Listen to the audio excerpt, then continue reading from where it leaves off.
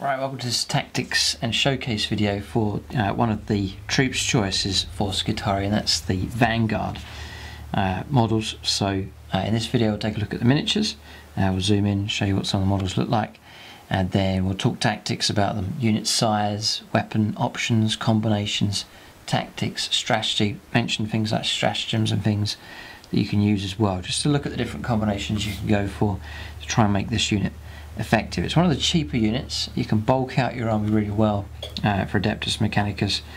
So in this video we'll focus in on this troops choice. So just focusing on a couple of the models here so you can have a look. It's these and the Rangers for the Skitarii. They all come in the same kit and you just swap the heads around and the weaponry and so on. Not sure which I prefer. I do like the hoods on the Rangers, but then I also like the design on these helmets as well. And another thing you can do, and I've seen people do it, is you have both head options in the kit. So then what you can do is, whichever heads are spare, you can then use them on like Astra Militarum units and stick those heads on. Same size, and there's just a nice bit of variety that you can add, because you're getting double the heads inside the kit, so it's worth doing that. Got this one here. Show you some regular infantry. I think this one actually, one that I'm holding, this is the first AdMech model I painted. This is my practice model, just here. Now if you like the way these have come out, then there is the painting tutorial for these to show you how to paint one of the infantry. That's on the regular channel here, so you can check that out, Skitarii painting tutorial. Follow along step by step and then you can achieve the same results that you see just there. Pretty straightforward technique. I'm very happy with the results here. I've painted this up for the Mars Forge World. It's a nice bright red colour, and then the glowing sort of plasma colour here I really like as well. That's him. And then if you, for some of the harder units, for the Dune crawlers, I've put an in-depth painting tutorial for them on the Plus channel. Belisarius Call as well, a full painting tutorial for him on the Plus channel website also. That's him and him. And I'll show you the plasma calibers here. Sort of a weapon combination I really like, and I think they look really good on these Vanguard just here. So it's those, and I'll show you the leader here as well, the Alpha.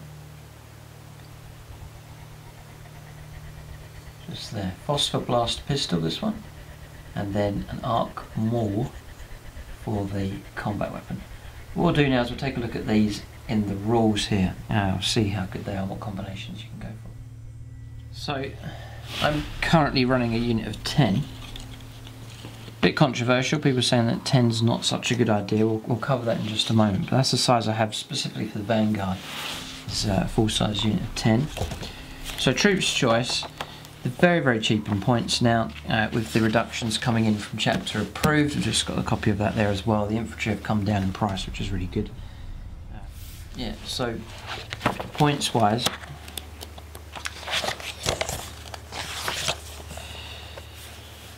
they have come down, and they've dropped to 8 points each. So unit of 10's 80 points. They are a cheap option, so that you can spend out on other units and then bulk your army out with these troops here. So Vanguard, then the rules for the movement 6, so they're quick enough. For infantry, weapon skill 4+, so don't expect much from them in combat. It used to be 3+, but they've dropped to 4+, but then their points have come down, so I'm not really going to complain. It's the shooting, I think it's the most effectiveness for them. The main ways I use these is their shooting ability, where it's not utterly deadly, it's sort of supporting fire, it's okay. And then the ability to protect and screen other units. They're expendable, you expect them to be cut down and destroyed, to take heavy casualties in the game, and usually that's what happens. My infantry do suffer, but they perform a function. They're cheap units the opponent has to deal with, and I usually try and arm them pretty good, but I don't go all out with their upgrades because I know they're just going to get blown away a lot of the time. So 3+ ballistic skills, that's great. 3+ to hit is excellent. Strength and toughness 3, 1 wound, 1 attack, leadership 6, which is terrible, and a 4-up save. It's a bit more durable than Guardsman. 4-up saves, half a chance of keeping them alive before any modifiers. So for the points cost, you get 1 Alpha. The Alpha just gets an extra bit of leadership 7, which helps a bit, and then which is still not great though. 2 attacks. It used to be 3 attacks if you included the weapon, but not anymore, so they're not quite. Don't expect much from him in combat. And on 4s to hit as well. In the old rules it was like 3 attacks in total at 3s to hit. It made it worth giving him a bit of combat power, but now with that it's questionable really whether to waste the points on them. Okay, so unit of 5, and then you can go for another 5, taking it to unit 10. Now they come with radium carbines, which is a pretty good weapon, I think. Just it's pretty good. Range 18, assault 3, it's 3 shots each, so unit of 10 models can have 30 shots. Strength 3, AP 0, and then 1 damage. Each time you make a wound of 6 for this weapon, it inflicts 2 damage instead of 1. So it's not bad for saturation of hits against your opponent. I think that weapon's pretty good. And remember, it's assault as well, so you can roll d6, move, and still shoot at -1 to hit. So now onto your options. Oh, I'll do that in a second. You get Canticles of the Omnis Size. They're affected by all those 6 different enhancements. They're like rerolling ones to hit in combat or for shooting, counters being cover, and all those kind of bonuses that they can get. So it affects them as well. They have a 6+ invuln save. That's rarely it's going to help you out, but you'll roll up 6s here and there. Rad saturation, reduce the toughness of enemy units other than vehicles by 1 whilst within an inch of any Skitarii Vanguard units. So -1 on toughness is quite helpful, but in games I find it's pretty rare you're going to end up doing that. Sometimes it's helpful.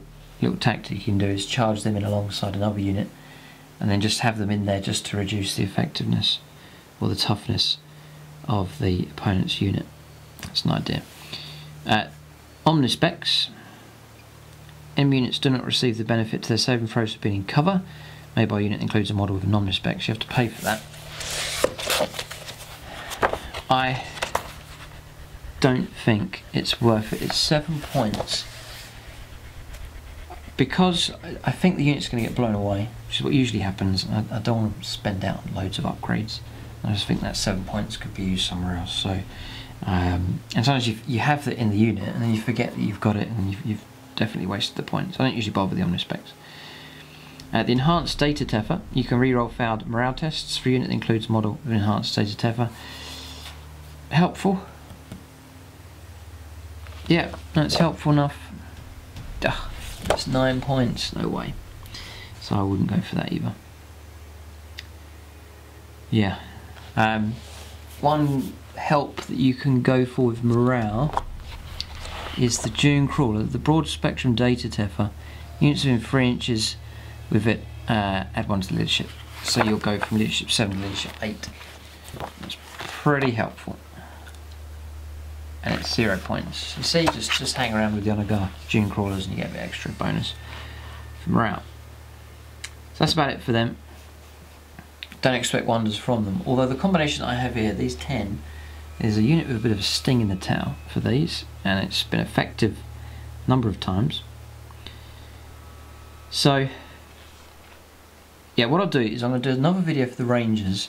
The other types of weapons that these could be armed with, I'll cover in the Rangers video. And then whether you put them with Vanguard or with Rangers, it's interchangeable, it doesn't really matter. We're going to focus in on the weapons I've chosen for these that are specific to them, which have covered the radium carbines, and then the loadout that I've gone for with these, and then the other weaponry I'll cover with the Rangers, the other options you can go for.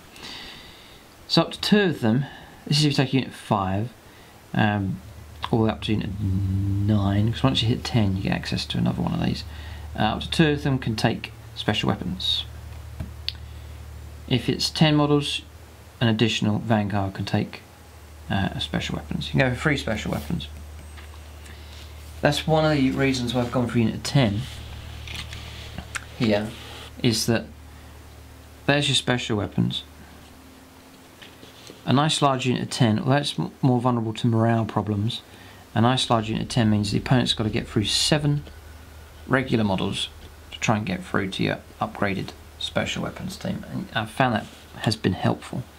They've been able to absorb damage coming through all the while trying to keep those special weapons alive. And I think it's worth it, because the ones that I've gone for, is the plasma calibers. Here, plasma caliber. Now, arc rifles and transonic arquebus I'll cover in the other video for the Rangers, but I'm going to focus in on plasma caliber here, and we'll focus in on that. I think it's a good idea for this video. So, plasma caliber is range 18. That's one of the reasons why I chose it. It fits in nicely with the radium carbines. You've got the same range. Range 18 for these calibers, range 18 for the carbines. Then you choose the different profiles. Range 18, you can go for standard assault 2, strength 7, -3 and 1 damage. It's nasty enough, so it's like a decent plasma weapon. Then you go supercharge, is again assault 2, so these 3 guys, that's 6 shots coming from this unit. Strength 8, -3 and 2 damage. Any rolls of a 1 to hit, the bearer is slain after a weapon shots have been resolved. It's the usual rules for plasma. But this kind of shooting here is nasty. You're going to put wounds on characters, vehicles, monsters, cause real trouble. So I rate the plasma caliber. Now, the plasma calibers, they're 14 points each. I still think it's worth it, but you're paying out 14 points, it is worth protecting them. So I found that units of 5 is too small if you're going to protect something that's expensive. So then maybe units of 8 is alright, but then you're only allowed to take 2 of them. So I just go for 10 with this unit, and it lets me take 3 of them. And that's a decent amount of firepower. And that's the firepower of a tank coming from them. Yep. So I go for that option for them. And as I mentioned earlier, not really taking any of the upgrades, that keeps the cost down. And then once Vanguard can also take an enhanced status for omnispecs, I don't bother with that. And the Vanguard Alpha may take weapons to the melee weapons and the pistols. So, pistols then, I go for, I've got a phosphor blast pistol there. Now, be here. It's range 12, pistol 1, strength 5, -1. It's decent enough. Attacks units attacked by this weapon do not gain the bonus to the saving throws of being in cover. So you could take that instead of the omnispecs. You see, it's sort of a clever way around it. And it says units attacked by this weapon. The old rules, I think you had to hit, wound, and kill, and then the cover was lost. But just if you're attacked by it, you don't get any bonus for cover. So that's pretty effective. It's pretty good. And it's 4 points for that pistol. It's cheap enough upgrade. Give it to the leader. The other options you can go for is a radium carbine, which is 0 points, very, very cheap, or a radium pistol. Here, range 12, pistol 1, strength 3, and then any 6s to wound is 2 damage, but very insignificant weapon really. There's better options to go for in the form of that phosphor blast pistol, or the arc pistol, which is here. This is 3 points. At range 12, pistol 1, strength 6, -1. Cool. Damage 1, and then it's damage D3 against vehicles. It's a nasty pistol, that. So that's the one I usually go for, is the arc pistol. Then you can go for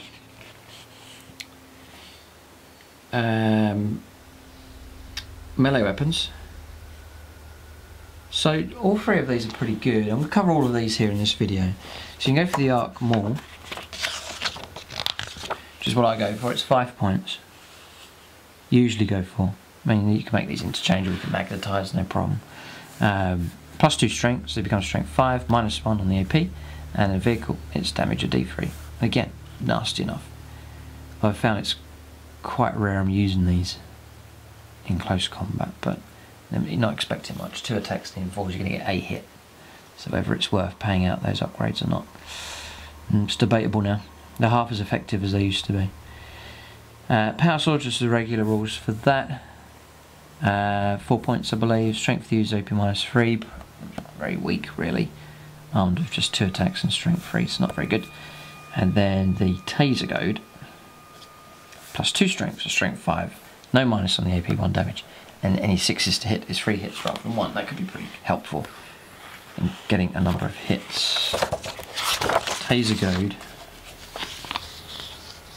is 6 points, so a bit more expensive than the others. I reckon the Arc Maul is the best option to go for. Cause some nasty damage there against vehicles potentially. So that's the options you can go for with them.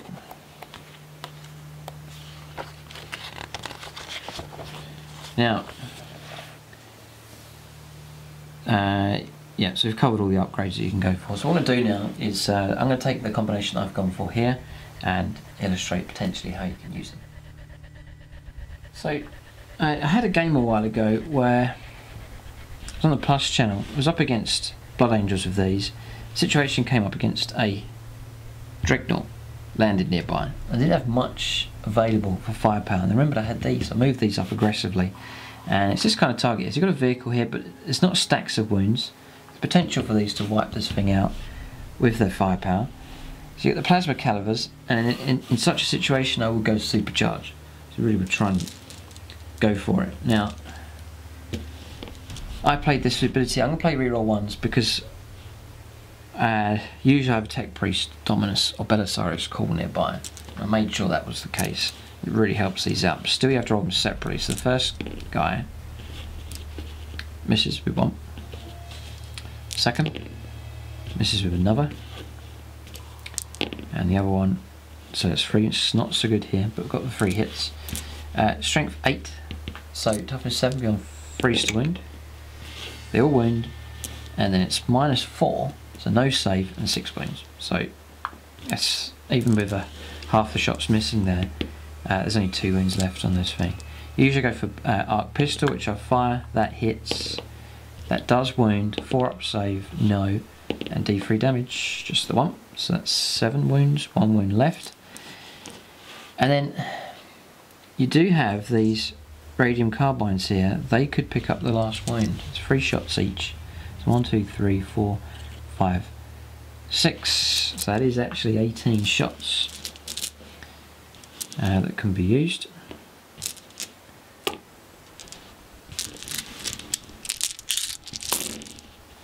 So I'll reroll ones to take Priest Dominus. Just playing it realistically. There's a lot of ones there. So usually always would have them nearby. So just take these misses away, and then any 6s here. Remember, 6s to wound is 2 damage as well. So yes. So normal armor save. Got him. Failed, and that's 2 damage. So Dreadnought destroyed. That was a sort of average result there. They brought down a 200-point Dreadnought. Sometimes might be a situation where the opponent fires, maybe this fires, and it's horrendous casualties, but you strip away the bodyguard, and then it leaves the main weaponry behind. So I think they're pretty effective, and they're a handy unit. I usually have them in the main battle line, in amongst other units, and then if a threat comes close with that 18-inch medium range, I can send these guys out. They can plaster the opponent, plaster that specific unit with that plasma weaponry, whether that's catching a character out, heavy infantry like Meganobs for example, Primaris Marine type units, Terminators with a low invuln save, or vehicles, or flyers flying overhead.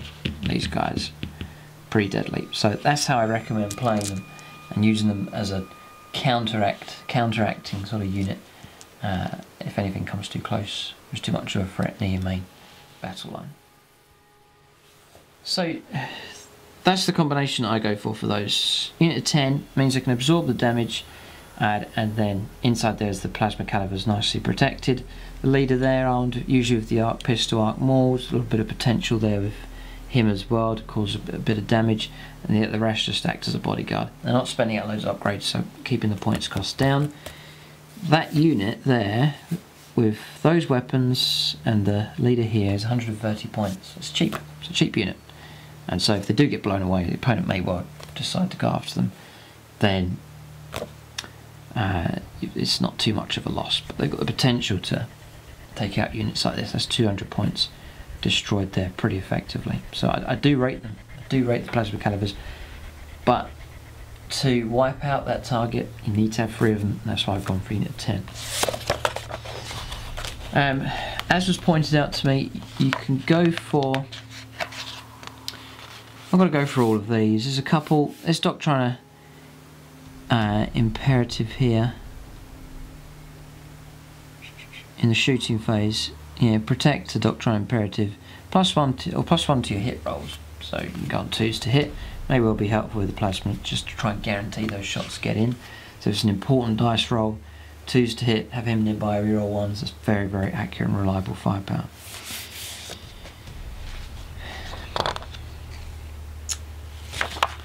Then the other one is Wrath of Mars. You could take a cheap unit of them, unit of 10 of them, 80 points. Then play this, 30 shots, Wrath of Mars.